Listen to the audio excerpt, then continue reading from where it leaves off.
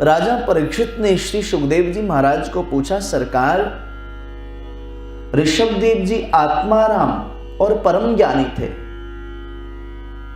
उनके कर्म ज्ञानाग्नि में दग्ध हो चुके थे, उनको सिद्धियों से कुछ अनिष्ट तो हो ही नहीं सकता था, फिर उन्होंने उन्हें ग्रहण क्यों नहीं किया?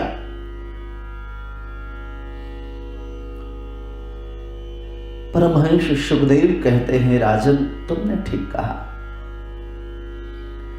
किंतु योगी पुरुष इस चंचल मन का विश्वास नहीं करते। जैसे कपटी व्याध मृग को पकड़ लेने पर भी उसका विश्वास नहीं करता, इसी प्रकार योगी जन भी अपने मन पर यकीन नहीं करते। अर्जुन से भगवत गीता में भगवान कहते हैं, अर्जुन, जो जीव अपने मन को नियंत्रित करके नहीं रखता है, मन उसके लिए शत्रु बन जाता है। बहुत ध्यानपूर्वक समझिएगा। भगवान अर्जुन को समझाते हैं, अर्जुन, जो जीव, जो भक्त, जो साधक, जो विद्यार्थी, जो व्यापारी, जो गृहस्थी मन को नियंत्रित नहीं कर सकता, मन उसके लिए शत्रुवत हो जाता है। और जिसने मन को नियंत्रित कर लिया, उसके लिए वह मन जो है मित्र बन करके मोक्षकारक हो जाता है। मन एव मनुष्यानां कारणं बन्धमोक्षयोः। बोले महापुरुष इस मन पर विश्वास नहीं करते। शौबरी मुनि की तपस्या भंग हो गई थी। यद्वित स्तंभाच्चिराच्चिरणं च स्कंद तपऐश्वरम। मन का विश्वास करने पर ही काम, क्रोध, लोभ, मोह आदि सभी शत्रु शरीर में प्रविष्ट हो जाते हैं। इसलिए उसका विश्वास कभी नहीं करना चाहिए। श्री ऋषभदेव जी महाराज ने यही विचार करके सिद्धियों को नहीं लिया कि सिद्धि हो जाएगी तो लोक में यश, कीर्ति, प्रतिष्ठा बढ़ेगी।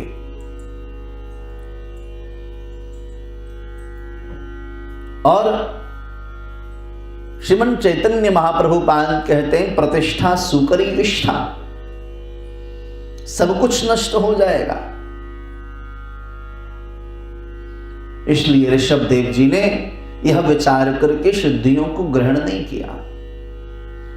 जड़ के समान विलक्षण अवधूत वेश, वैसी ही बोलचाल एवं आचरणों से उनका वास्तविक स्वरूप कोई समझ नहीं पाता था। एक दिन वे अपने शरीर को त्रयोहित करने की इच्छा से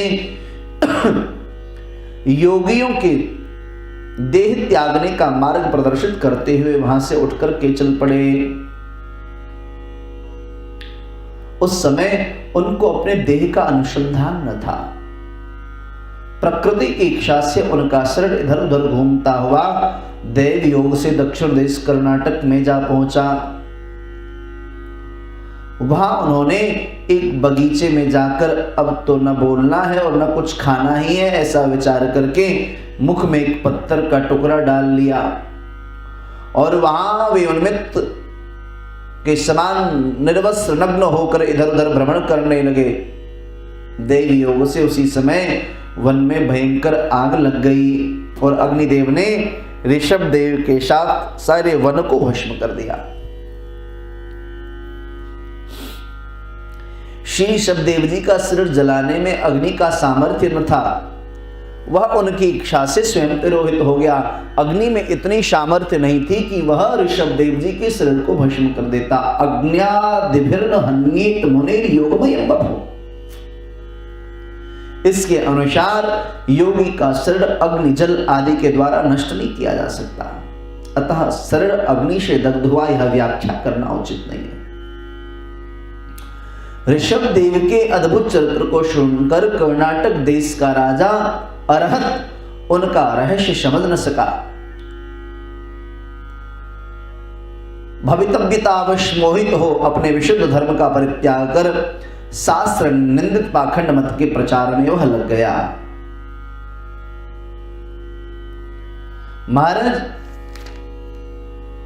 भगवान शुकाचार्य कहते हैं, राजन भरतस्तु महाभागवतो यदा भगवता वनतल परिपालनाय शिंचिन्तस्तदनुशासन परः पंचजनिं विश्वरूप दुहितर्म उपये में। परम भागवत राजर्षि भरत पिता द्वारा प्रजापालन में नियुक्त हुए। उन्होंने विश्वरूप प्रजापति की कन्या पंचजनी से विवाह किया। पंचजनी से उनके 5 तेजस्वी पुत्र उत्पन्न हुए, सुमित, राष्ट्रभृत, सुदर्शन, आवरण, धूम्रकेतु। पहले इस खंड का नाम सज्जनों अजनाभ खंड था, कारण नाभि और उनके पुत्र अज यानी ऋषभ, इन दोनों ने इसका पालन किया था। किंतु बाद में इन्हीं ऋषभ देव जी के पुत्र भरत के नाम पर इस खंड का नाम भारतवर्ष पड़ा। राजर्षि भरत बड़े ज्ञानी थे। उन्होंने पिता पितामह की तरह बड़े प्रेम से अपने धर्म के में निरत प्रजा का पालन किया।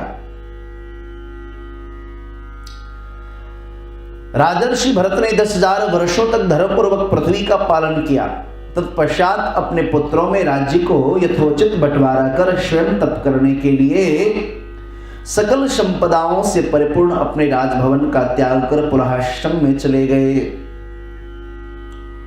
और उस आश्रम को चक्रांकृत शालग्राम शिलाओं से अलंकृत पुण्य सलिला गंडकी नदी पवित्र करती थी, वहां पहुंच गए। यत्राश्रम पदान्युभयति नाभिर्दृशश्चक्रैश्चक्र नदीनां सरत् प्रवरा श्रवतः प्रवृत्ति करोति। महाराज साधना करने के लिए वहां पहुंचे थे। वहां की अवस्था को देख करके रोम रोम पुलकित हो गया। तावत्ति क्रियमाणां भगवत सपर्यां न सस्मार। त्रिकाल संध्या करते जल में खड़े होकर ब्रह्म मुहूर्त में 3 बजे से लेकर के और सायंकाल तक लगातार गायत्री जपते। पुरोरज सवितुर्जात वेदो देवस्य भर्गो मनशेदम जजाना सुरेत शाध पुनराविश्य चष्टे हंसम गृध्रानम ऋषिधृंगिरामः। महाराज प्रार्थना करते भरत जी, हे भगवान, मैं आपके इस दिव्य अनुपम तेज की शरण में हूं जिसे इस संपूर्ण जगत का निर्माण हुआ है,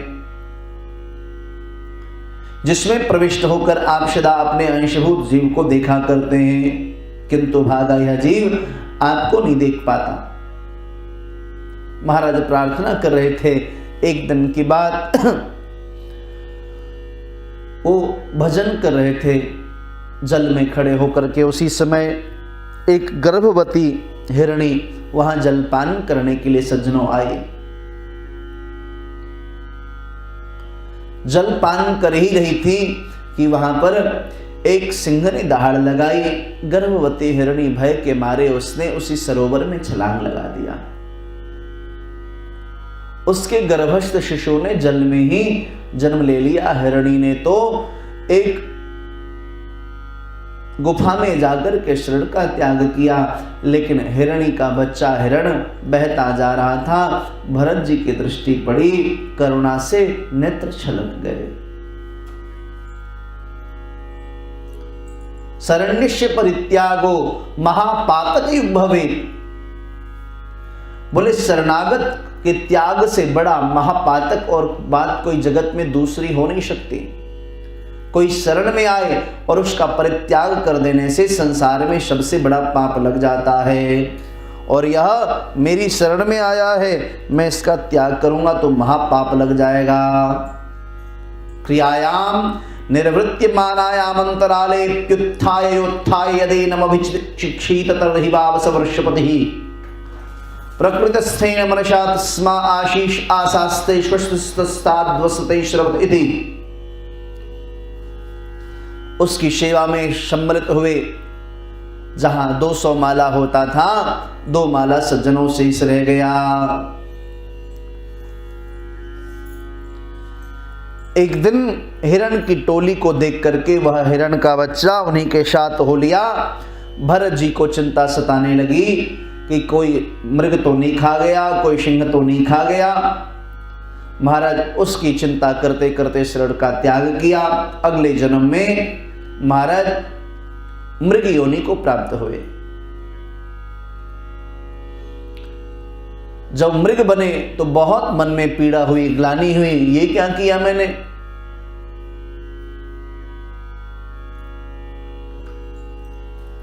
साधक से यदि कोई गलती हो भी जाती है तो उसकी साधना उसे इस बात का एहसास कराती है उसने क्या गलत किया है।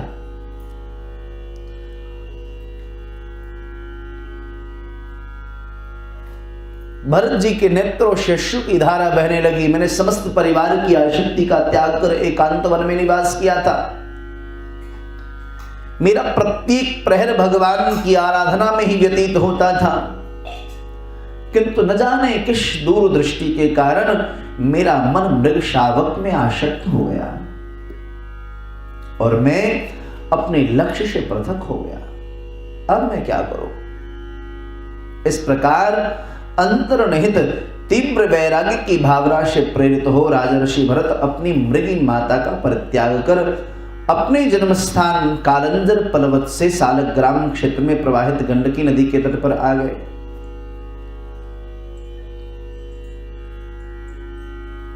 बाद में उन्होंने अपने मृग शरीर का त्याग किया। सुखदेव कहते हैं, परीक्षित